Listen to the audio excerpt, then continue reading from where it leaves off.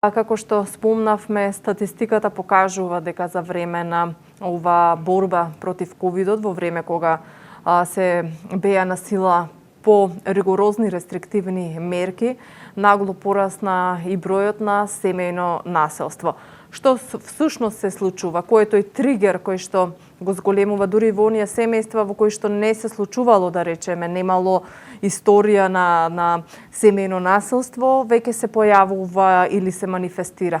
Кој е тригерот и што се случува во главата на луѓето кога условно речено се затворени во еден круг кој што не им дозволува да слободно да се движат и да го реализираат она што претходно го живееле?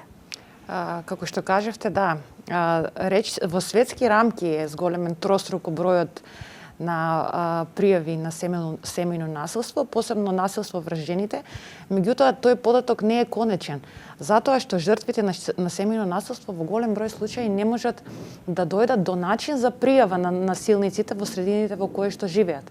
Имено, што се случува? Тоа е еден круг кој што поврзува неколку фактори. Масовните напори за спречување на пандемијата, која што практично во која што живее цел свет во последните 10 месеци, ги втурнува луѓето во своите домови. Тоа значи воведување на рестриктивни мерки, полициски часови, карантини, затварање на цели градови, затварање на училиштата. Само по себе тоа доаѓа до ограничено движење на членовите од семејството и поменување на голем дел заедно. Како што и сами кажавте, не е случај само во семејството во кое што претходно е пријавено семејно насилство, туку се случува и ново пријавени ситуации во кои што досега не било забележено како ентитет насилство врз жената. Што се случува? Се случува зголемено ниво на стрес, кое што во овие услови најчесто е продуцирано од екзистенционална природа. Најголем дел од луѓето работат од дома, а уште поголем дел од нив практично и се останати без работа. Практично овде настанува економските ресурси се намалени.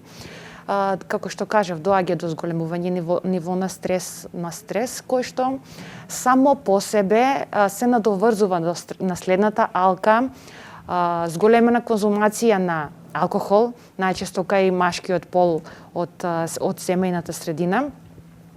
Со тоа доаѓа до зголемувањето на негативната атмосфера во семејството и потенцирањето на самата неубава и нездрава средина за живење во овие 10 месеци.